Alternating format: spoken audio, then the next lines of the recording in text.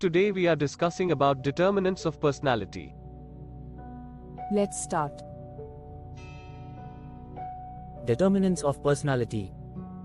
The determinants of personality can be grouped in 5 broad categories. 1. Biological factors. 2. Cultural factors. 3. Family factors. 4. Social factors. 5. Situational factors. व्यक्तित्व के निर्धारकों को 5 व्यापक श्रेणियों में बांटा जा सकता है। 1. जैविक कारक। 2. सांस्कृतिक कारक। 3. पारिवारिक कारक। 4. सामाजिक कारक। 5. स्थितिजन्य कारक। Biological factors. The study of the biological contributions to personality may be studied under 4 heads. जैविक कारक व्यक्तित्व में जैविक योगदान का अध्ययन 4 शीर्षकों के तहत किया जा सकता है। Heredity. Heredity refers to those factors that were determined at conception.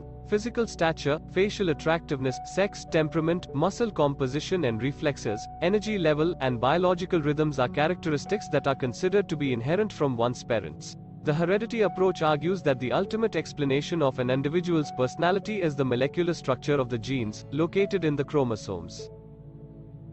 वंशागति। आनुवंशिकता उन कारकों को संदर्भित करती है जो गर्भाधान के समय निर्धारित की गई थी। शारीरिक कद, चेहरे का आकर्षण, लिंग, स्वभाव, मांसपेशियों की संरचना और सजगता, ऊर्जा स्तर और जैविक ले ऐसी विशेषताएं हैं जो किसी के माता पिता से अंतर्निहित मानी जाती हैं। आनुवंशिकता दृष्टिकोण का तर्क है कि किसी व्यक्ति के व्यक्तित्व की अंतिम व्याख्या गुणसूत्रों में स्थित जीनों की आणविक संरचना है। Brain. The second biological approach is to concentrate on the role that the brain plays in personality. The psychologists are unable to prove empirically the contribution of the human brain in influencing personality. Preliminary results from the electrical stimulation of the brain (ESB) research give an indication that a better understanding of human personality and behavior might come from the study of the brain. दिमाग। दूसरा जैविक दृष्टिकोण उस भूमिका पर ध्यान केंद्रित करना है जो मस्तिष्क व्यक्तित्व में निभाता है। मनोवैज्ञानिक व्यक्तित्व को प्रभावित करने में मानव मस्तिष्क के योगदान को अनुभवजन्य रूप से सिद्ध करने में असमर्थ हैं। मस्तिष्क की विद्युत उत्तेजना से प्रारंभिक परिणाम ESB अनुसंधान संकेत देते हैं कि मानव व्यक्तित्व और व्यवहार की बेहतर समझ मस्तिष्क के अध्ययन से आ सकती है। Biofeedback. Until recently, physiologists and psychologists felt that certain biological functions such as brainwave patterns, gastric and hormonal secretions, and fluctuations in blood pressure and skin temperature were beyond conscious control.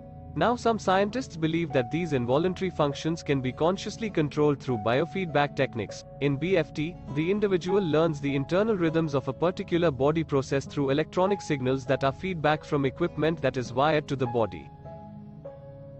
Biofeedback. कुछ समय पहले तक शरीर विज्ञानियों और मनोवैज्ञानिकों ने महसूस किया था कि कुछ जैविक कार्य जैसे ब्रेनवेव पैटर्न, गैस्ट्रिक और हार्मोनल स्राव और रक्तचाप और त्वचा के तापमान में उतार चढ़ाव सचेत नियंत्रण से परे थे। अब कुछ वैज्ञानिकों का मानना कि इन अनैच्छिक कार्यों को बायोफीडबैक तकनीकों के माध्यम से सचेत रूप से नियंत्रित किया जा सकता है। BFT में व्यक्ति इलेक्ट्रॉनिक संकेतों के माध्यम से एक विशेष शरीर प्रक्रिया की आंतरिक लय सीखता है जो कि शरीर से जुड़े उपकरण से प्रतिक्रिया होती है।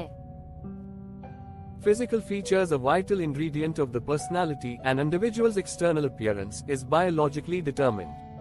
The fact that a person is tall or short, fat or skinny, black or white will influence the person's effect on others, and this in turn will affect the self-concept.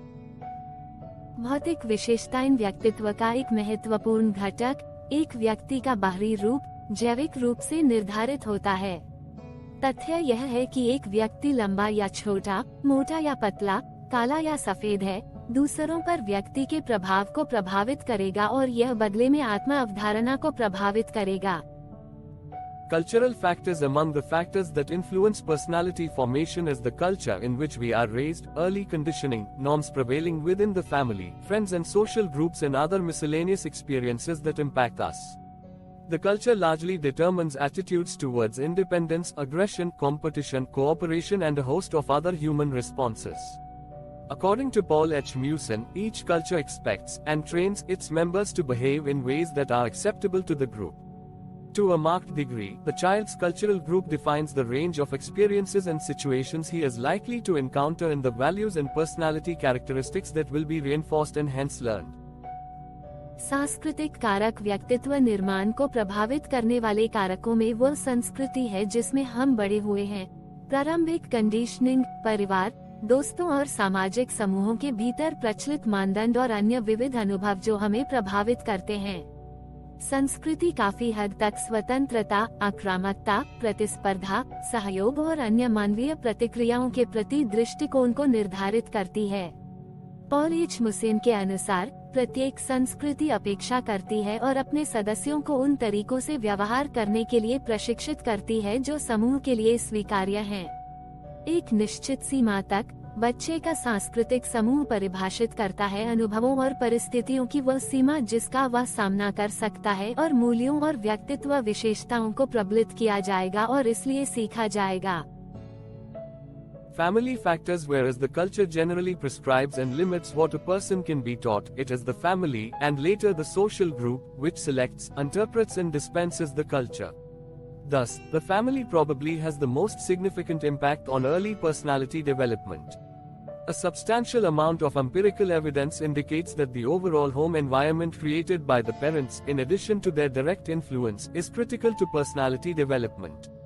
The parents play an especially important part in the identification process, which is important to the person's early development. पारिवारिक कारक, जबकि संस्कृति आमतौर पर निर्धारित और सीमित करती है कि एक व्यक्ति को क्या सिखाया जा सकता है, यह परिवार है, और बाद में सामाजिक समूह, जो संस्कृति का चयन, व्याख्या और वितरण करता है। इस प्रकार प्रारंभिक व्यक्तित्व विकास पर परिवार का संभवतः सबसे महत्वपूर्ण प्रभाव पड़ता है।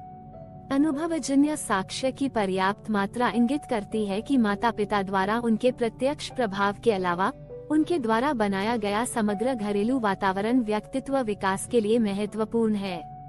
पहचान प्रक्रिया में माता-पिता विशेष रूप से महत्वपूर्ण भूमिका निभाते हैं, जो व्यक्ति के शुरुआती विकास के लिए महत्वपूर्ण है। According to Michel, the process can be examined from three different perspectives. 1. Identification can be viewed as the similarity of behavior including feelings and attitudes between child and model. 2. Identification can be looked at as the child's motives or desires to be like the model. 3. It can be viewed as the process through which the child actually takes on the attributes of the model. From all three perspectives, the identification process is fundamental to the understanding of personality development. The home environment also influences the personality of an individual. Siblings, brothers and sisters also contribute to personality. Mischel के अनुसार प्रक्रिया की तीन अलग अलग दृष्टिकोणों से जांच की जा सकती है। 1. पहचान को बच्चे और मॉडल के बीच भावनाओं और व्यवहार सहित व्यवहार की समानता के रूप में देखा जा सकता है। 2. पहचान को बच्चे के उद्देश्यों या मॉडल की तरह बनने की इच्छा के रूप में देखा जा सकता है। 3. इसे उस प्रक्रिया के रूप में देखा जा सकता है जिसके माध्यम से बच्चा वास्तव में मॉडल की विशेषताओं को ग्रहण करता है। तीनों दृष्टिकोणों से व्यक्तित्व विकास की समझ के लिए पहचान प्रक्रिया मौलिक है। घर का वातावरण भी व्यक्ति के व्यक्तित्व को प्रभावित करता है। भाई बहन का भी व्यक्तित्व में योगदान होता है। Social factors. There is increasing recognition given to the role of other relevant persons, groups and especially organizations, which greatly influence an individual's personality.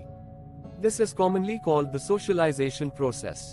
Socialization involves the process by which a person acquires, from the enormously wide range of behavioral potentialities that are open to him or her, those that are ultimately synthesized and absorbed.